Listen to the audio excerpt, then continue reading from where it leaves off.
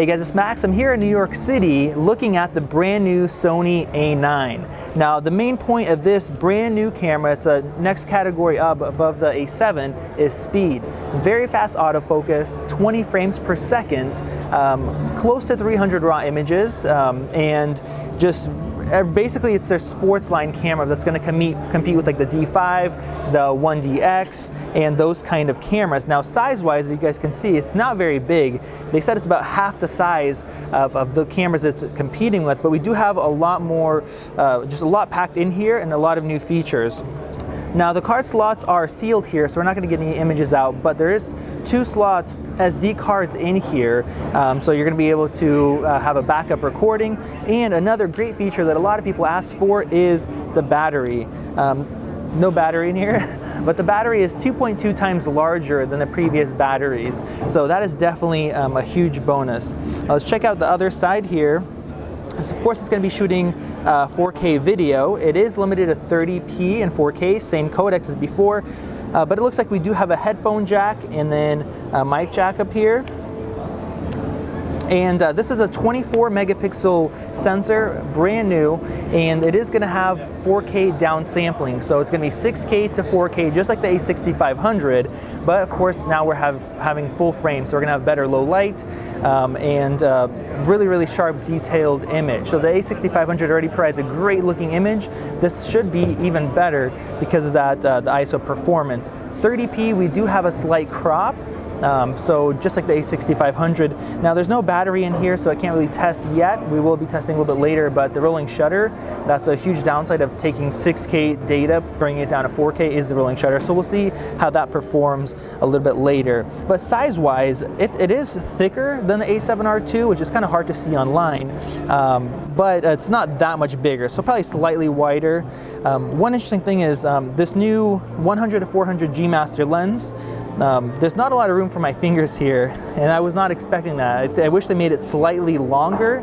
On the A6500s, they made the grip add a little bit more room here, and that really helped, where this, my fingers are literally crushing into this lens. So that's really interesting. Of course, Sony also always has that focus on having a really small size. Now, one interesting thing here that they added is a dial, just like Fuji has below their dials, where you can change. You can go from manual focus. Let's see if we can lock this in. So, okay, so we gotta hit this and twist it. Manual focus, DMF, autofocus continuous, autofocus single. So that's really nice. You don't have to go into the software, and if you have a lens that doesn't have it on the side, it's nice to be able to switch that quickly. 2 custom buttons up here, our standard dials, exposure compensation, and one big new addition is this joystick. So you can select and move your focus points. That's really nice. But other than that, it looks fairly similar to the other bodies. There's going to be a grip, of course, so you can add 2 more batteries. So that's going to be really nice. Now we're not getting any 60p or 10-bit, but this is a camera that's more dedicated to sports. Now as far as price, it's going to be $4,500. It's going to be released in June, and pre-orders will be available Friday. So if you guys like what we do, you guys can support us and use the affiliate links in the description below, and that helps us out to be able to make more videos like this one and the other videos that you guys enjoy. The viewfinder is very large, but now it's twice as bright and really, really high resolution. And another huge feature is no viewfinder blackout. So that is incredible. You're literally like watching a video and you're just shooting, and you can see exactly what you're shooting. Now another thing they're adding on with this brand new pro level camera is their support. They're going to have 2 offices, one in New York City and one in LA, so you can actually walk in and get pro support there, as well as overnight loaners, and they're really just ramping up their pro support, which has really been one of the complaints with pro shooters that are coming from Nikon or Canon. So I'm really happy that they're taking this on, tackling it, and getting people, pros, to be a lot more confident in their system. If they have any issues, they can get it working. Alright guys, so we did get our hands on one that has a battery in it, and the card slots are still taped, but we can turn it on. So the first question that really comes to my mind is, does the screen dim in 4K? Because that's been a huge pain point to most video shooters. Sunny weather, we are in the video mode. Sunny weather on. Manny just pointed out, give you credit, they moved the record button. I did not notice this. My mind is so trained to hit the side over here. The record button's right here, right next to your thumb. That is very nice. So we're hitting record, and we're recording with a nice bright screen. It's not dimming anymore. Well, that is very nice. So this is 4K 30, and I can't give you any specific numbers yet. But then if we go to 4K 24, you'll see that we do have a wider image, just like the A6500, but it's not a huge crop, maybe a 1.2 over full frame. So that's not bad at all. As far as rolling shutter, it is still noticeable. Unfortunately, I can't get the footage out, but it's not that bad. Definitely much better than the 6500, 6300. And this is in the full frame readout mode where it's taking 6K and downsampling it to 4K. I wish I could show you guys this footage.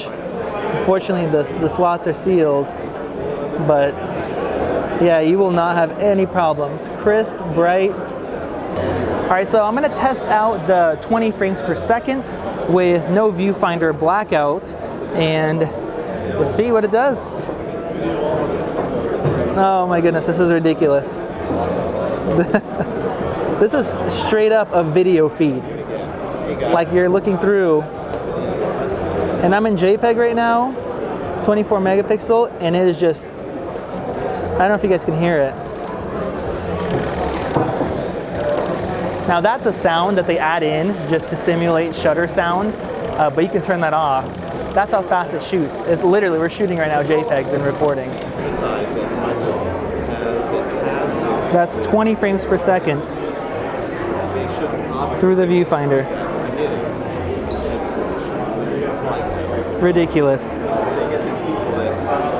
So I just shot a crazy amount of images, and you see it is recording to it, but I can still go into the menu, look through photos that have been written, and then I have still 200 photos that are being written to the camera, to the cards in here, and it's writing it quite quick, faster than the A99 II, it seems. Very, very impressive. Now, the last question I think I have on the video side, without actually getting any footage out of this camera, is S-Log. So, oh, here you go.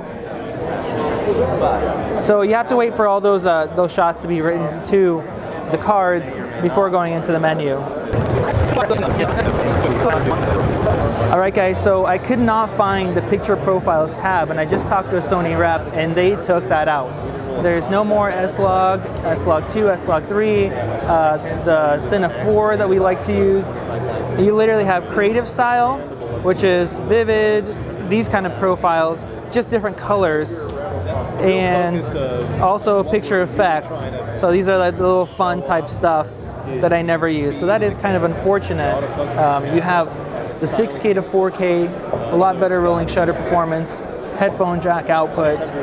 You have probably better low light performance, great autofocus, less rolling shutter, but they took out the log profiles. So no S-Log if you're going to be shooting with this camera. So now you see we're much closer, and we have that symbol saying that we are cropping in. And either way, previously on the A7R II, if you were on full frame, you get worse quality. This camera, it doesn't matter if you're full frame or crop sensor, it's downsampling, and you're getting nice sharp 4K detail. So that is the crop, and let's test out rolling shutter. The rolling shutter performance should be better, and it looks quite good. Of course, when you're reading out only half the sensor or half the surface area, it's a lot easier for the processor, and they can read it out faster. So if you want not a lot of rolling shutter, use the crop mode, but even the full frame actually performs quite well from what I could see, at least at the back of this LCD screen. So since we have that crop, we should also be able to use clear image zoom. And I just mapped the clear image zoom to C3. And now you can choose if you want to zoom in a little bit to get to a closer image. And this basically gives you a 1:1 pixel 4K with the 2x, or you can zoom out and get the downsampling. So it's nice. So basically turn a 100mm lens into a 200 if you need to get a little bit closer for your video shooting. So that is very nice. All right, guys, so that was our first look at the brand new A9. Once again, there's going to be links in the description if you guys want to pre-order it. The pre-orders are going to come up here just a few days, and it's going to ship in June. A lot of great features, especially if you're a photographer and especially if you shoot sports. Fortunately, we can't get any of the footage out of here. We're going to see if we can do so a little bit later, and probably tomorrow we're going to be shooting more, and I think they're going to let us get footage tomorrow. So make sure you guys hit that subscribe button and enable notifications so you guys can see 4K footage and different shots, some low light stuff, and some other tests we're going to do as soon as they're available. If you guys have any questions, ask in that comment section below. We'll do our best to answer those. This has been Max from New York City, and I'll see you in the next video.